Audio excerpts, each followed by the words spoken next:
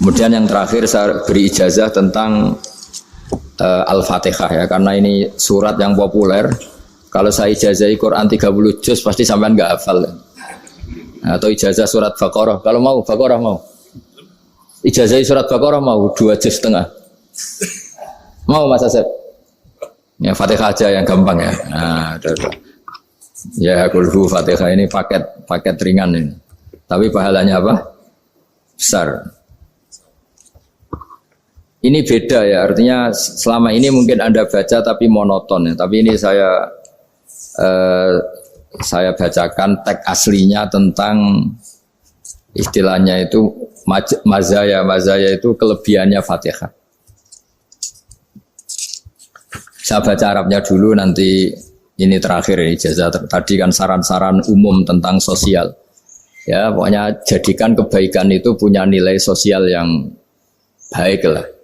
Jadi nanti orang yang nggak amanah nggak laku, ya calon bupati, gubernur, presiden yang nggak amanah juga nggak laku. Begitu juga kiai yang tidak amanah juga nggak laku, suami yang nggak amanah juga nggak laku, istri yang nggak amanah juga. Sehingga kebaikan ini jadi nilai sosial yang dalam tanda kutip sudah keniscayaan. Yang diinginkan Allah itu seperti itu, bukan kebaikan yang dipaksakan karena kekuatan negara. Maksudnya kalau bisa kebaikan itu tidak usah dipaksakan. Memang sudah satu kebutuhan. Kayak cerita-cerita di negara maju itu. Bahkan apapun jatuh itu nggak ada yang ngambil apa itu. Makanya gambarannya Mekah Madinah kan gitu kan. Barang jatuh nggak ada yang berani apa ngambil itu, saking sudah jadi sistem. Sehingga banyak negara di Eropa itu yang sampai nggak punya tentara, nggak punya polisi karena kebaikan itu sudah. Nah kita kan masih capek, polisinya aja capek, apalagi masyarakatnya, karena ya kebaikan itu belum jadi nilai bersama. Nah kita selain ditopang negara, ada polisi, ada tentara, itu kita usahakan kebaikan itu jadi nilai bersama. Tadi wa'tamiru bainakum bima'ruf. Dan kita punya reputasi yang bagus dalam bab ini. Saya masih ingat kecil saya itu yang jilbaban hanya keluarga kiai. Sekarang rata-rata masyarakat itu jilbaban. Dulu yang sekolah SMP, SMA itu jilbaban kadang dulu malah dilarang ya, harus sama seperti itu seragamnya. Sekarang sudah boleh. Dan nyaman. Lama-lama yang dapat simpatik ya yang pakai pakaian model tertutup seperti itu. Lama-lama gamane cara wong golek mantu ya golek yang seperti itu daripada yang blodor. Lama-lama jadi nilai bersama. Ya ingin saya seperti itulah. Di terminal juga sama. Orang mau makan cari warung yang kelihatan ada ayat kursinya, pakai jilbab, atau paling tidak dia nggak mungkin lah nyuguhkan yang tiren atau yang haram. Akan ada garansi sosial. Ada apa? Ada garansi apa? Sosial. Dengan penampilan yang soleh itu kan, masa iya nyuguhkan oplosan babi gitu misalnya itu. Jadi nilai sosial itu harus benar-benar jadi nilai. Sehingga negara biar gak capek-capek. Polisi juga gak capek kan, karena tugasnya corong Jawa mau ngawat-ngawati tok, tapi sudah tidak perlu tegang karena kebaikan sudah jadi nilai bersama.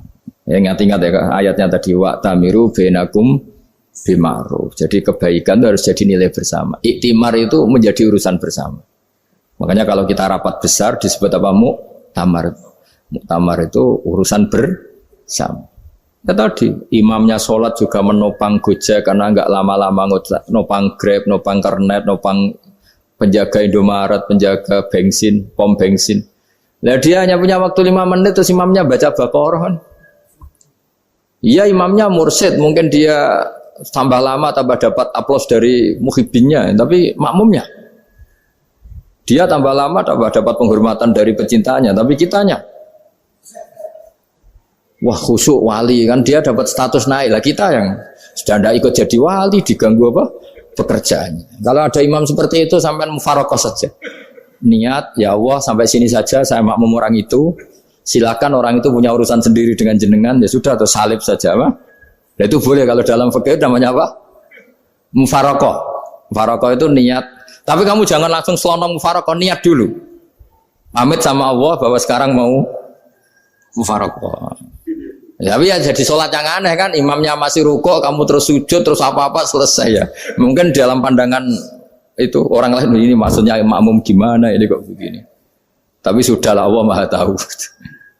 Insya Allah dimaklumi. Ya saya baca tentang Fatihah ya, karena sampean pasti sering baca Fatihah. Supaya sekaligus jadi jimat lah gitu. Jadi kalau kamu sering di jalan-jalan yang mungkin sepi atau mungkin kan tidak semua teman Grab itu nasibnya bagus yang di Semarang Jogja. Mungkin yang di Kalimantan di Papua kan ada yang 10 kilo gak ketemu rumah, ya kan? Ya lihat di TV itu kan kasihan kan. Sudah 10 kilo gak ketemu rumah, penumpangnya kewekar preman tuh kan. Ini makan orang enggak kan gitu. Kan ujiannya dua. Kalau penumpangnya cantik itu ya kecoba syahwat, kalau preman takut. Jadi orang itu selalu ujian itu. Sing sedengan itu kan jarang orang itu. Jadi kalau penumpangnya perempuan cantik ujiannya itu syahwat, kalau preman ujiannya ketakutan. Kalau orang yang lemah bawa uang ujiannya kamu ingin garong. Jadi hidup itu memang semuanya ujian. Liyabluwakum ayyukum ahsanu amala. Makanya saya sering ditanya oleh teman-teman, Gus, nah ujiannya kenal wong wedok elek piye sama, kenal wong ayu ujiane syahwat, kenal wong elek ujiane ngenyek, itu sama-sama dosa. Syahwat ya dosa, ngenyek juga dosa. Wah elek keriting untune metu ya dosa ngomong gitu. Kadang-kadang orang berpikir enak kancanan wong elek gak dosa. Kata siapa kancanan wong elek itu ya dosa karena bawaannya ngenyek. Ngenyek itu menyepelekan itu. Makanya saya itu ya nggak mau berteman sampean. Nanti kan bawaannya ngenyek atau seneng ya udah tahu saya. Ya sudah ada takdir saja kalau ketemu ya tak ulang ngaji gitu. Tapi ini ngaji terakhir, setelah ini ngaji biasa aja, enggak usah resmi gini. Ngaji kok resmi aneh. Pokoknya nanti suatu saat kalau pandemi sudah berlalu saya akan ngaji Rebonan, lalu ini ngaji. Ini ngaji yang kurang bagus karena ngatur kiai kurang berkah ini. Nanti tapi ya lumayan lah masih mau ngaji. Ngaji kok tanggal ini jam ini. Sekarang suatu saat kamu tak panggil, Mas Wahyu datang ke sini jam ini, tidak mesti bisa loh. Mungkin pas ada acara apa, oh, maaf ke sini pas ngecek, pas apa. Jadi ya sudah tapi tak maafkan, enggak apa-apa. Takdir ya. Tak bacakan supaya sampean tahu keramatnya Bismillah. Nah sebelum saya bacakan Bismillah Fatihah, tak beritahu tentang ilmu tafsirnya karena ini penting sekali. Fatihah itu dawuhnya Allah, tentu itu dawuhnya Allah. Saya ulang lagi itu kalamullah. Tapi yang sudah diberikan kesampaian ke kita semua. Sehingga seakan-akan itu menjadi dawuhnya kita ke Allah. Jangan salah loh ya. Fatihah itu dawuh Allah tapi sudah diberikan ke kita. Sehingga posisi kita itu yang punya itu. Nah kenapa ini perlu dijelaskan? Karena nanti ada kalimat iyyaka na'budu wa iyyaka nasta'in. Kalau itu masih kalam Allah, berarti Allah ngomong ke kamu, ngendikan ke kamu, kepadamu aku menyembah. Masa Allah menyembah kamu? Nah sehingga ilmu tafsir itu menyelesaikan itu dulu ya. Saya ulang lagi ya, sebelum sampean sering baca Fatihah, aku yakin ya sering baca. Tapi barokahnya tidak paham itu tidak pernah janggal. Enggak paham itu ya penting supaya tidak iskal, tidak janggal. Sebetulnya di kalimat itu ada yang janggal. Kalau Fatihah itu kalimatnya Allah atau kalam Allah, bagaimana dengan kata-kata iyyaka na'budu? Masa Allah ngendikan ke kita, kepadamu kami menyembah. Masa Allah menyembah kita? Maka penyelesaiannya secara ilmu tafsir gimana? Semua ulama mengatakan, bukan satu dua, semuanya mengatakan di Fatihah itu semuanya diberi kawalan kalimat. Saya ulang lagi ya, di Fatihah itu semuanya diberi awalan kalimat qulu, katakan wahai hambaku begini. Ya, katakan wahai hambaku begini.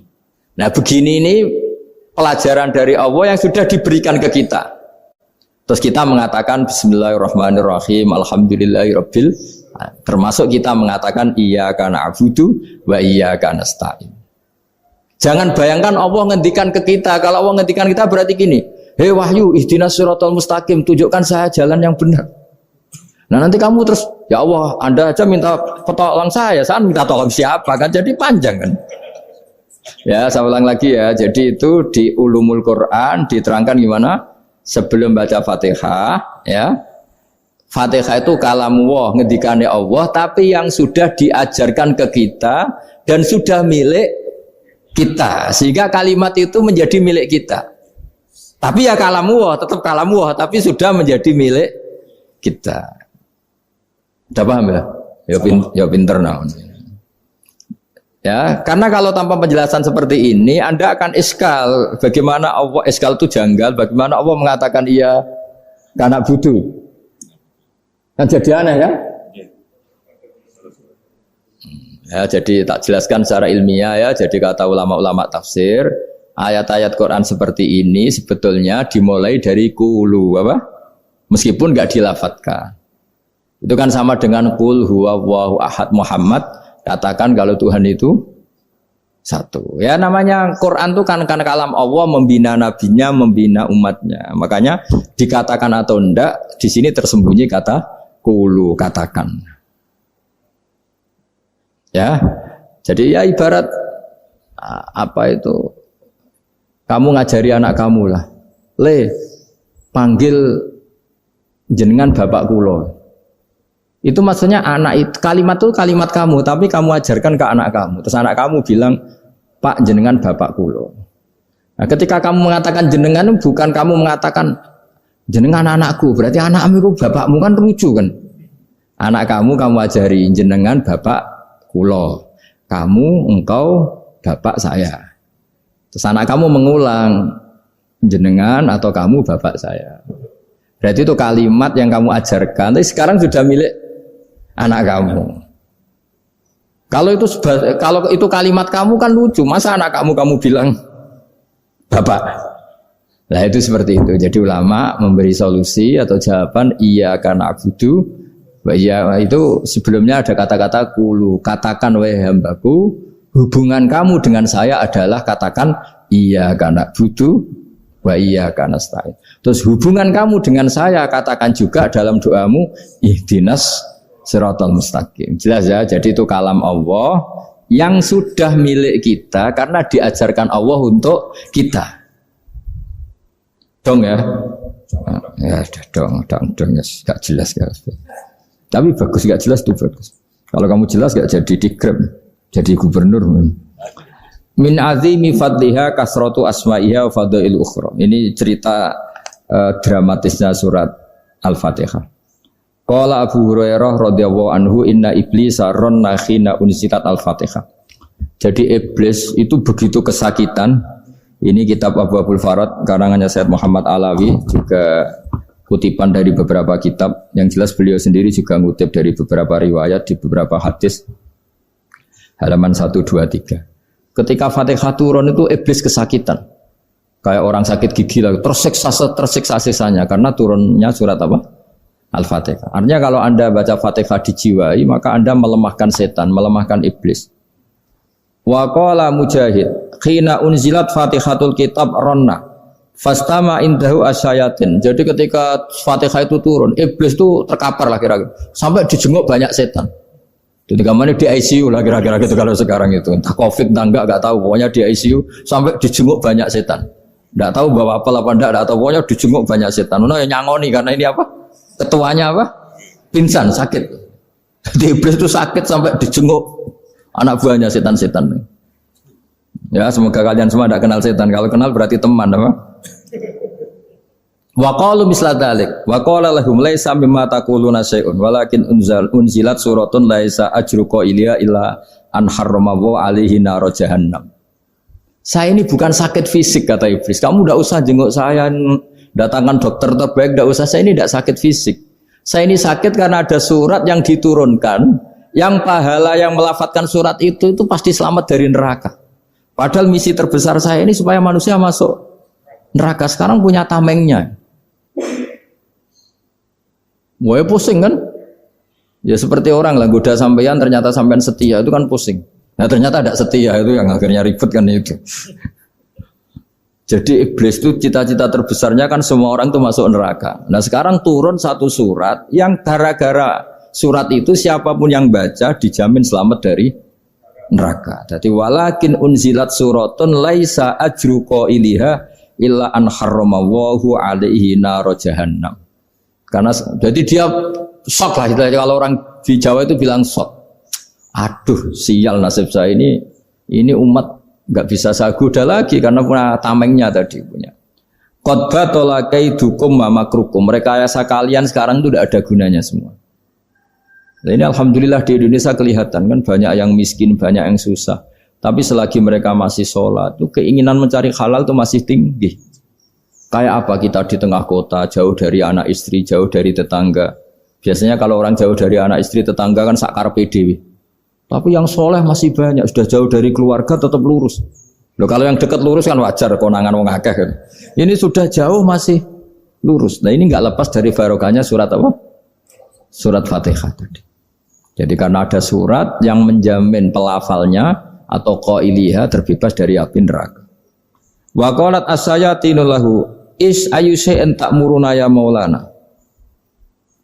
Faqala lahum idhabu wajtahidu hatta tukhfilu qulubahum hatta la yaqulu hadhihi surah. Lalu kita gimana? Jari para setan gitu. Lalu kita gimana? Terus kata iblis, sudah bikin mereka lupa sehingga tidak baca lagi. Selagi masih baca kita pasti keok. Jadi kalau sampean sudah jarang baca Fatihah itu berarti sudah bagian dari kemenangan apa? Iblis. Jadi kalau sampean sudah jarang baca Fatihah itu berarti bagian dari kekalahan Anda, kemenangan iblis. Masih sering baca? Berapa kali? 5 kali sholat. Dan sama lagi? Kalau ngajarin juga selain juga. Kok 5 sekali tok itu? Berarti pas sholat fardu tok itu? Enggak 5 kali itu mendingan itu 17. Kamu itu ngitungnya jangan 5 ini. 5 waktu itu berarti lumayan kan? Berapa? 17 ya? Ya. 17 ya? Ya. 17. Tapi kalau makmum tuh sering separuh kan? Apalagi makmum tarawih. Ya kan? Makmum tarawih itu bacanya Fatihah ada yang sempurna enggak ya? Ya enggak lah. Baru alhamdulillah rabbil alamin ruko ikut ruko gitu. Makmum kan yang tarawih lah Mas. Kalau tarawih jarang sempurna ya. Fatihahnya itu. Kan imam sudah ruko. Kamu bacanya Fatihah sampai mana? Baru setengah ya. Ya paling pas tarawih aja kan enggak sempurna ya. Apalagi kalau imamnya sing kilat tuh waduh malah. Nah ketika Fatihah itu sebegitu keramatnya, sebegitu topnya, itu setan rapat, singkat cerita itu yang tadi dipimpin oleh iblis yang sedang terkapar apa? Terus tali obatnya enggak ada, cuma dia shock karena ada surat yang turun yang melafatkan itu pasti selamat dari apa? Neraka. Nah ini gimana saran Anda? Terus sarannya adalah bikin orang-orang itu lupa, tidak baca Fatihah.